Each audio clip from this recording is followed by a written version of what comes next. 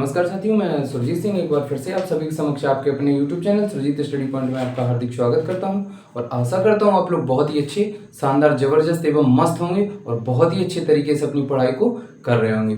तो साथियों, समय ना लेते हुए अपना टॉपिक स्टार्ट करते हैं। और अगर आपको मेरा ये टॉपिक अच्छा लगे तो टॉपिक का कंटेंट अच्छा लगे तो वीडियो को लाइक एवं चैनल को सब्सक्राइब और शेयर करना बिल्कुल ना भूलें। तो साथियों, हम लोग पढ़ रहे थे संज्ञा, और संज्ञा में क्या पढ़ रहे थे? हेडिंग डलवाई थी विशेषण से भाववाचक संज्ञा का निर्माण करना। देखो, संज्ञा का चैप्टर होगा और उसके बाद जो नेक्स्ट टॉपिक होगा ना, वो होगा सर्वनाम का। यानी कि सीक्वेंस से एकदम सारे के सारे टॉपिक जितने हैं हिंदी में, टोटल एसआई लेवल के लेकर के हम चल रहे हैं, जिससे कि आपका कोई भी टेस्ट हो, जैसे कि यूपीपी और एसएससी जीडी और यूपीएसआई।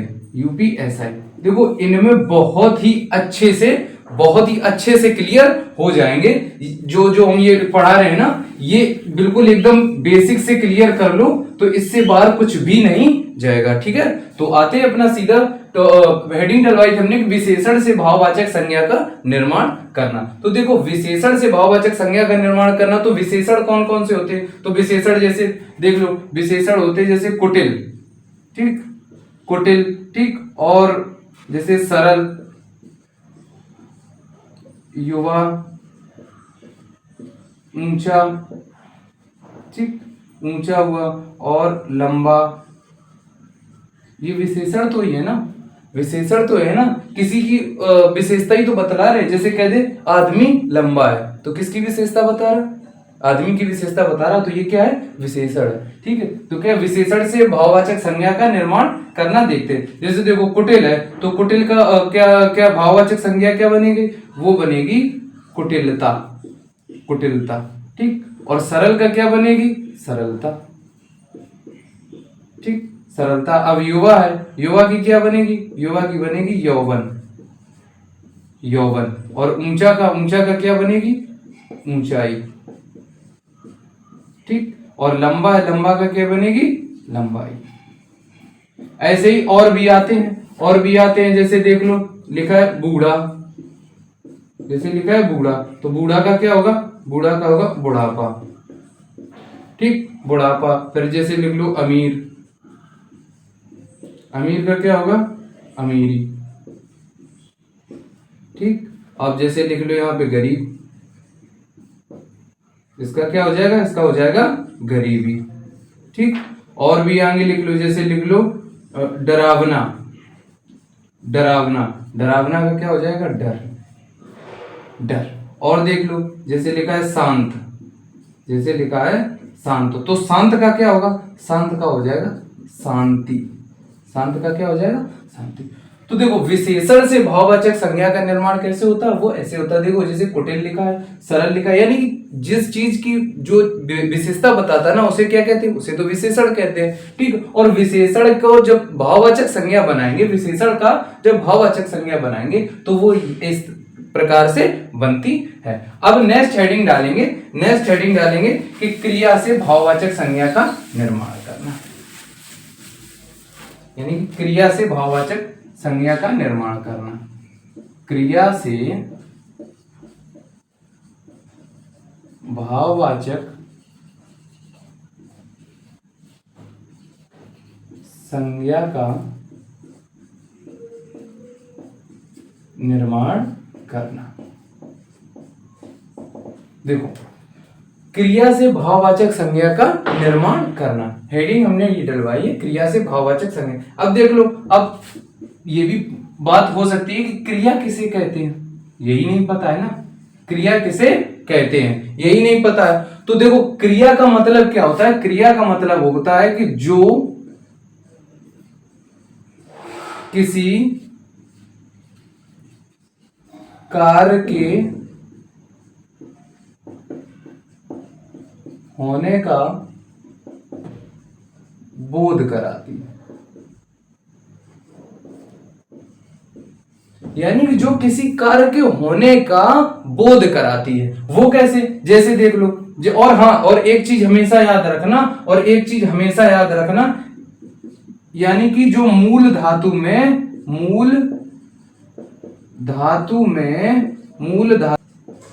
निर्माण किया जाता है।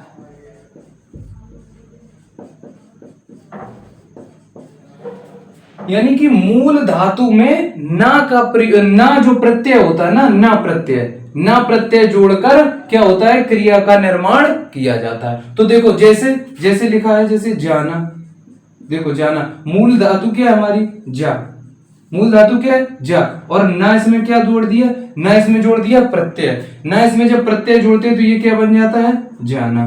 तो ये क्या हो जाता है, ये क्या हो जाता है, तुरंत ही क्या हो जाएगा, ये बन जाएगी अपनी क्रिया।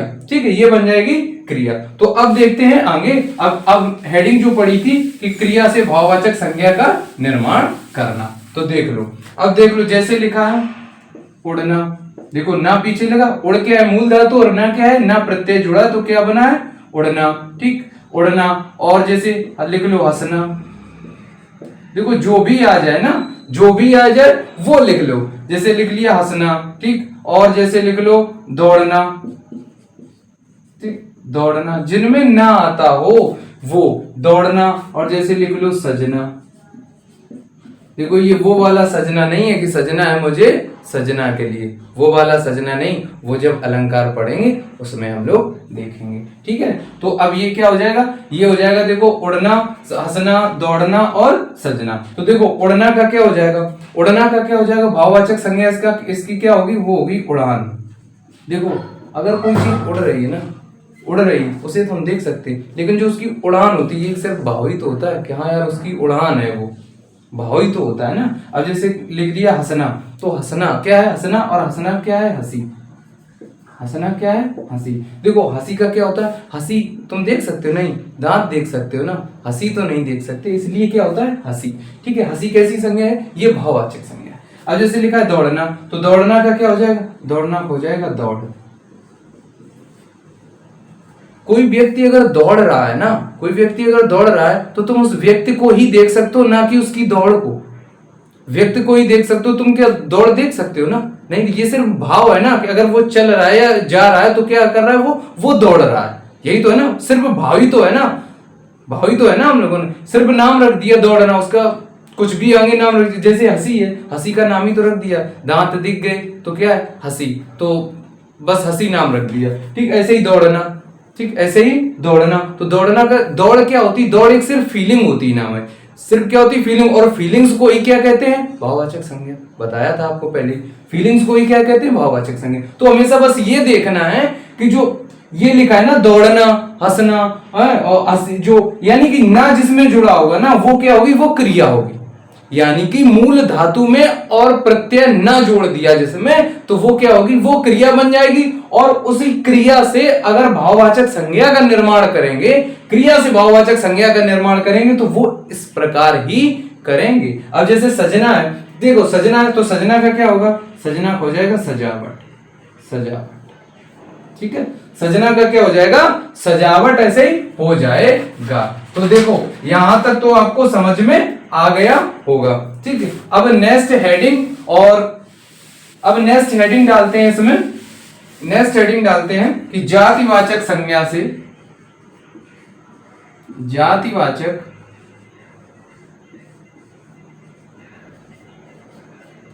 संज्ञा से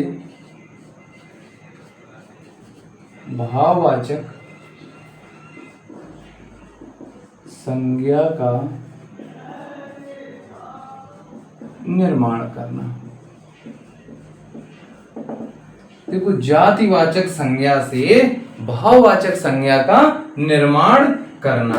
तो देखो जातिवाचक, अब देखो जातिवाचक बताया था हमने, पहले भी बता चुके। अब जातिवाचक क्या, जाति का निरूपण कौन करता है, जैसे कि इंसान, जैसे देख लो लिखा है इंसान, ठीक, इंसान। और दूसरा लिख लो जैसे पिता, ठीक, ठीक, पिता के जैसे और भी पिता होते हैं। जाति का पूरे अगर पिताजी का जैसे नाम लिख दो, जैसे नाम बता दो, जैसे पिताजी का नाम है, जो आपके पिताजी का नाम है, ठीक है, जैसे वो नाम ले दो, तो वो क्या होता है, वो एक हो जाते ना, तो वो व्यक्तिवाचक संज्ञा बन जाती, क्योंकि वो एक ही है ना, उनके गुण और किसी से नहीं मिलते होंगे ना, तो वो चीज होती। और जहां पे पूरी जाति का बोध हो वहां पे कौन सी संज्ञा होती, वहां पे जातिवाचक संज्ञा होती। जैसे कहते हो पिता, तो पिता के जैसे और भी पिता होते हैं ना, होते हैं नहीं। अब देखो पिताजी के पिता क्या होते हैं, दादाजी होते हैं, तो दादाजी के जैसे और भी दादाजी जी। जैसे हम लोग कहीं आते आ जा रहे हैं तो क्या बोलते हैं, जैसे कोई वृद्ध मिल जाए, दादाजी कैसे हो आप पूछ लेते हैं ना, तो यानी कि दादाजी के जैसे और भी दादाजी होते हैं, ठीक है। और पिताजी के जैसे और भी पिताजी होते हैं। लेकिन ये नहीं होता ना कि अगर दादाजी कह दिया, अगर मैंने कह दिया पिताजी, तो पिताजी मान लिया पिताजी, ठीक। और पिताजी का नाम अगर हमने स्पष्ट कर दिया तो वो व्यक्तिवाचक संज्ञा बन जाती, क्योंकि वो तो दुनिया में अकेले हैं, वो तो दुनिया में अकेले हैं। तो इसलिए देख लो इंसान, पिता, ठीक। और जैसे लिख लो पुरुष, ठीक, पुरुष। और लिख लो जैसे माता, ठीक, माता लिख लिया। और जैसे लिख लो बच्चा, ठीक, बच्चा लिख लिया। और लिख लो जैसे तपस्वी, तपस्वी बहुत ही इंपॉर्टेंट है ये तपस्वी, ठीक है। अब देखो जैसे इंसान है, तो इंसान का क्या हो जाएगा, इंसान का हो जाएगा इंसानियत, इंसानियत, ठीक, इंसानियत। अब देखो एक चीज देखो, देखो इंसान को तो हम देख सकते हैं ना, जैसे मैं इंसान देख सकते हो ना, इंसान को देख सकते हैं, लेकिन क्या उसके अंदर इंसानियत को देख सकते हैं, नहीं। वो अंदर से कैसा है, अच्छा है कि खराब है, कैसा है नहीं पता है ना हमें, क्योंकि इंसान को देख सकते हैं, इंसानियत को नहीं देख सकते। ऐसे ही क्या होता है कि भाव को हम लोग देख नहीं सकते हैं, भाव को सिर्फ महसूस कर सकते हैं, उसे ही क्या कहते हैं, भाववाचक संज्ञा कहते हैं। भाव को महसूस कर सकते हैं। तो अब देखो जैसे एक पिता है, ठीक है, जैसे लिखा है पिता, तो पिता का क्या हो जाएगा, पिता का हो जाएगा पितृत्व, पिता का क्या हो जाएगा, पितृत्व। और जैसे पुरुष का है, तो पुरुष का क्या हो जाएगा, पुरुष का क्या हो जाएगा, वो हो जाएगा पुरुषत्व, पुरुषत्व क्या हो जाएगा, पुरुषत्व हो जाएगा। अब माता है, तो माता का क्या हो जाएगा, मातृत्व, क्या हो जाएगा, मातृत्व, ठीक है ना, क्या हो जाएगा, मातृत्व। अब जैसे लिखा है बच्चा, तो बच्चा का क्या हो जाएगा, बच्चा का हो जाएगा बचपन।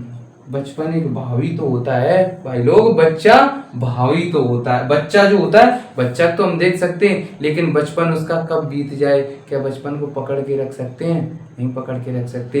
तो इसीलिए क्या होता है कि बचपन क्या होता है, ये एक भाववाचक संज्ञा होती है। सिर्फ भावी तो है कि अगर वो वृद्ध हो गया, अगर ये शुरुआत से क्या होता, शुरुआत से जो हम लोगों ने सुना वही तो है ना। अगर वृद्ध को बच्चा कहा जाता और बच्चा को वृद्ध कहा जाता, तो क्या हम वही मानते ना, क्योंकि जो हम सुन रहे वही तो बोल रहे हैं। तो ये क्या है, ये सिर्फ भाव होते हैं, ये क्या होते हैं, सिर्फ फीलिंग्स होती हैं। अब जैसे लिखा है तपस्वी, तो देखो तपस्वी का क्या होता है, तपस्वी का होता है तप, तपस्वी का क्या होता है, तपस्वी का होता है तप, तप होता। और क्या होता है, तपस्या, तपस्या, तपस्वी का क्या होता है, तप या तपस्या। और भी देख लो, और भी देख लो, जैसे लिखा है डाकू, ठीक, डाकू, तो डाकू का क्या होगा, डकैती।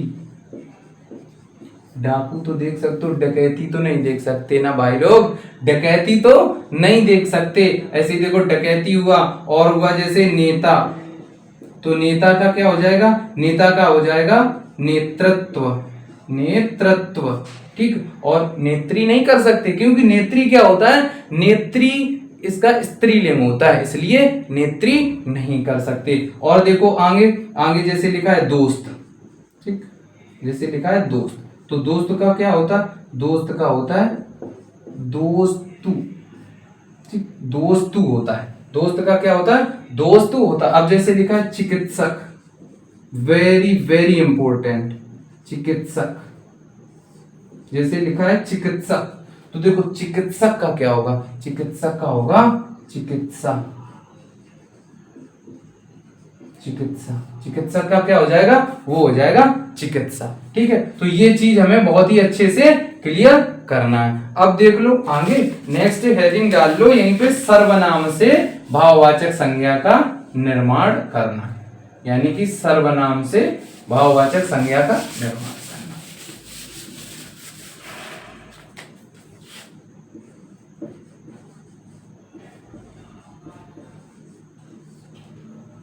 सर्वनाम से भाववाचक संज्ञा का निर्माण करना। तो देखो सर्वनाम, सर्वनाम होते कौन कौन से, पता होना चाहिए कि सर्वनाम कौन से होते हैं। जैसे मैं, ठीक, मैं, हम, तुम, मैं, हम, तुम, वह, यह, ये और वे।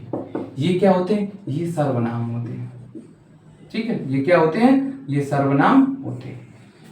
अब देखते हैं कि सर्वनाम से भाववाचक संज्ञा का निर्माण कैसे होता है। सर्वनाम से भाववाचक संज्ञा का निर्माण कैसे होता है? देखो, जैसे लिखा है निज, जैसे लिखा है निज, तो निज क्या है? मैं। निज का मतलब क्या? निजता का भाव। निज, तो निज का क्या होगा? निजता।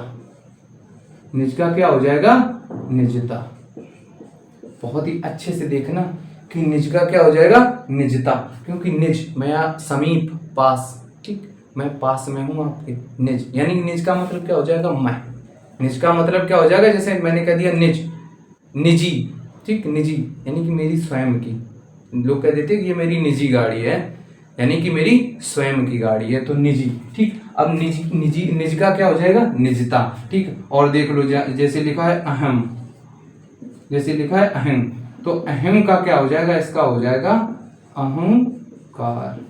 अहंकार, इसका क्या हो जाएगा? अहंकार। और देख लो, और देख लो, जैसे लिखा है अपना, जैसे लिखा है अपना, तो अपना का क्या हो जाएगा? अपना का हो जाएगा अपनापन। अपनापन।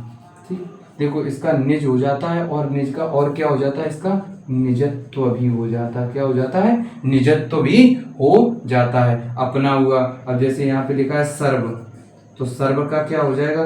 देखो सर्व का क्या हो जाएगा? एक तो सर्वस्व हो जाएगा। सर्वस्व, सर्व का मतलब क्या होता है? सभी जगह। सर्वस्व का मतलब क्या भी होता है? वो भी होता है सभी जगह। लेकिन सर्व, सर्व और सर्वस्व, तो ये क्या है? ये है सर्वनाम। और सर्वनाम से क्या है? भाववाचक संज्ञा का निर्माण करना। और फिर सर्वनाम का जब आगे चैप्टर पढ़ेंगे तो उसके बारे में विधिवत जानकारी पूरी हो जाएगी। ठीक है, तो ये देखो सर्वस्व, या फिर इसका क्या होता है? या इसका होता है सर्वदा, यानी कि सर्वदा। सर्वदा माने भी क्या होता है? सभी जगह। ठीक है, तो ये भी आपको बहुत ही अच्छे से समझ में आ गया होगा। तो अब लास्ट हेडिंग डालते हैं संज्ञा की, कि अव्यय से संज्ञा का निर्माण करना है, यानी कि अव्यय से भाववाचक संज्ञा का निर्माण करना।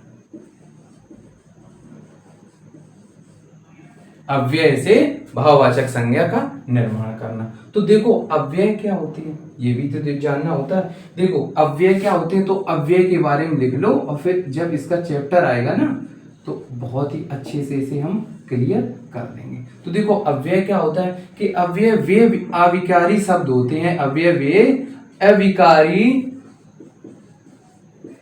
शब्द होते हैं, शब्द होते हैं जो लिंग, वचन, लिंग, वचन, ठीक, काल और कारक, काल कारक के अनुसार ना बदल सके। यानी कि अव्यय क्या होते हैं? अव्यय वे अविकारी शब्द होते हैं जिन्हें किससे? लिंग, वचन, काल और कारक के द्वारा ना बदला जा सके, तो वो क्या होते हैं? वो अव्यय कहलाते हैं। अब देख लो, जैसे लिंग वचन की, देखो लिंग के हिसाब से देख लो, जैसे लिखा है कि मोटा, मोटा लिख दिया तो मोटा लड़का हो जाएगा ना। अब इसी जगह अगर लड़की हम सेट कर दें, लड़के की जगह लड़की सेट कर दें, तो क्या होगा? मोटा लड़की लिख दोगे? नहीं लिखोगे ना, वहां मोटी होगा ना, तो ये क्या होगा? ये बदल जाएगा, ये बदल जाएगा। तो वो जो बदलना, तो वो क्या होगा? वो अविकारी शब्द होते हैं। अब देख लो, अब अविकारी और जो अव्यय होते हैं वो क्या होते हैं, वो देख लो, उदाहरण देख लो उसके, अव्यय के उदाहरण देख लो। जैसे लिखा है अधिक, अधिक, इसे बदल के दिखाओ, बहुवचन बना के दिखाओ, बनता है? नहीं देखा होगा कभी कि अधिकों, अधिकों लोग, बहुत ही ये वो दुनियादारी इसका, यानी कि कभी बहुवचन नहीं बनेगा, क्योंकि खुद में क्या होता है, ये खुद में बदल जाते हैं कि कहते अधिक लोग हैं, वहां पे अधिक लोग हैं। ठीक, तो यहाँ पे अधिकों लोग तो नहीं बोलते ना कभी, जैसे हुआ अधिक, और जैसे हुआ जैसे निकट, ठीक, निकट हुआ, ठीक, और जैसे लिख लो समीप, ठीक, समीप, और जैसे लिख लो यहाँ पे बहुत। ठीक, अब देखो अधिक का क्या हो जाएगा, अधिक का क्या हो जाएगा, इसका हो जाएगा अधिकता। अधिक कोई चीज है तो देख सकते हो, अधिकता उसकी नहीं देख सकते हो। समझ में आ रहा होगा ना आप लोगों के कि अधिक देख सकते हो लेकिन अधिकता नहीं देख सकते। जैसे निकट है तो निकट का क्या हो जाएगा, निकटता। ठीक, समीप को समीपता, इसका क्या हो जाएगा, इसका हो जाएगा समीप्य या समीपता भी कह सकते हैं। बहुत तो इसका क्या हो जाएगा, बहुतायत। क्या हो जाएगा इसका, इसका हो जाएगा बहुतायत। तो देखो अव्यय भी आप समझ गए होंगे कि वे अभिकारी शब्द जो लिंग वचन काल और कारक के अनुसार ना बदले उन्हें कौन सा कहते, उन्हें क्या कहते हैं, उन्हें अव्यय कहते हैं। और अव्यय से भाववाचक संज्ञा का निर्माण इस प्रकार होता है। तो आशा करते हैं ये वीडियो आपको बहुत ही अच्छा लगा होगा। और अब जुड़ते हैं अपने जो नेक्स्ट टॉपिक होगा वो सर्वनाम का होगा, तो उसके तहत आगे चर्चा की जाएगी। तब तक के लिए आज्ञा चाहते हैं। जय हिंद, जय माता सरस्वती।